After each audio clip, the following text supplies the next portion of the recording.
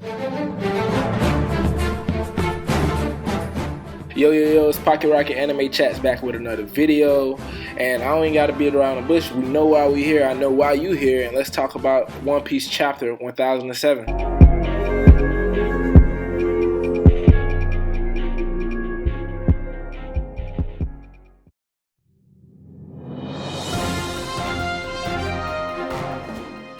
Fun fact, the title of the chapter is Tanuki-san, and you know Chopper hates to be called this because the translation of this Japanese word is raccoon dog, and Chopper is a reindeer. Whoa there. Let's take a pause and hit that subscribe button for me. And thank you. Let's get back to the video.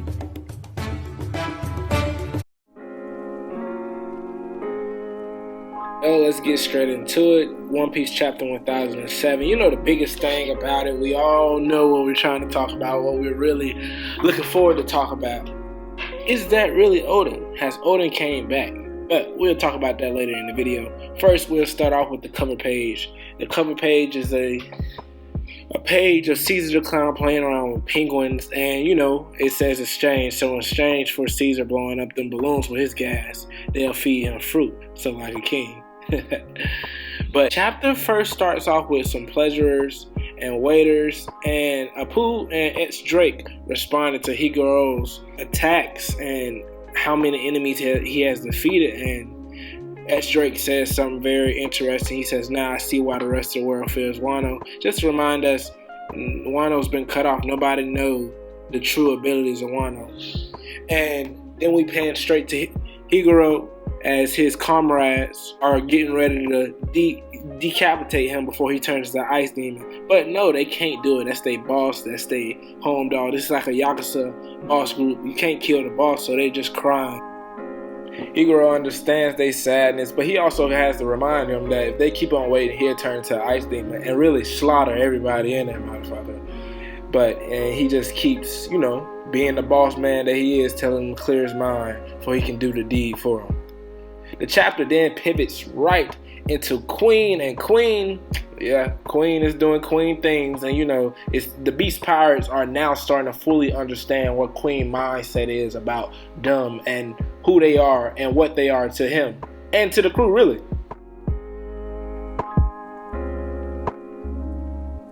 Queen states that the pleasurers were just given an opportunity to gain useful powers, and they lost the gamble since Smile is gone, and it's, you know, since the Factor is destroyed from Dressrosa, and now they're only good for laughs. That's so insultful. And you know, they can only laugh, so their emotion on their face is just laughter, but you know they really feel betrayed and belittled from him saying that. And also for the waiters.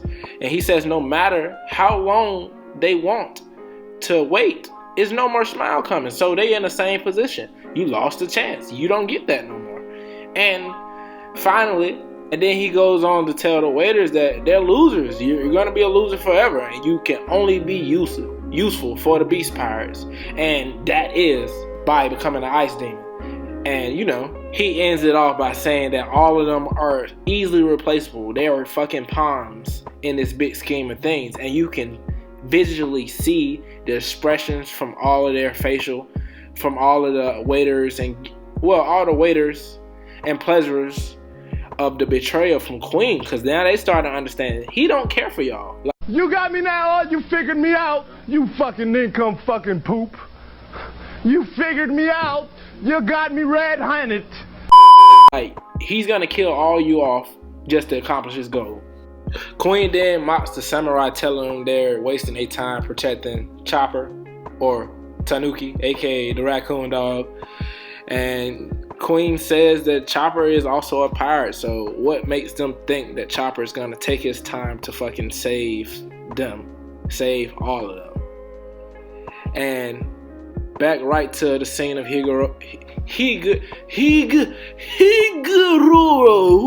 back right to the scene of him. His comrade swings down his sword, but Chopper right in time comes and blocks the sword, and then gives Higuro the antibody, saving him.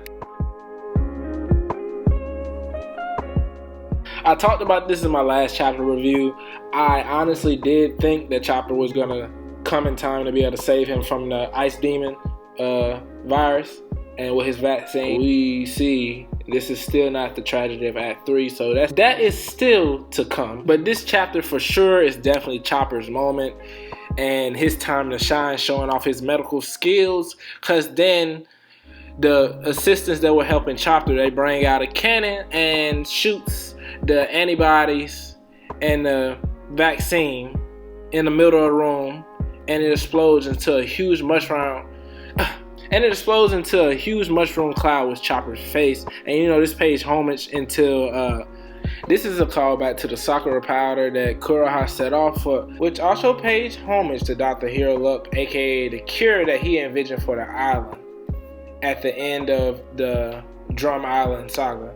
Then Chopper goes into explaining how he used the antibodies to create a new type of virus to counter Queen's virus. And anybody that breathes in the gas is now cured from the virus in its totality. He is angry from this, as you can see. He's just like, damn, you cured everybody, even my comrades.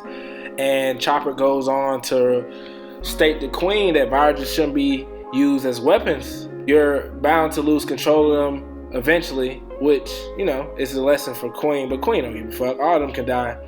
And Queen goes on to say that he's not about to listen to a lecture from a fucking raccoon dog or a tanuki. And who the hell do Chopper thinks he is? And Chopper, you know, on his soapbox is like, hey, 2-year time skip, I got stronger too. As Queen steady being angry, all the Beast Powers are celebrating like, oh my fucking god, the Tanuki saved us. Everybody saying the Tanuki saved us. And Chopper snaps. The gloves are off. Listen, you son of a bitch. What the fuck's your problem?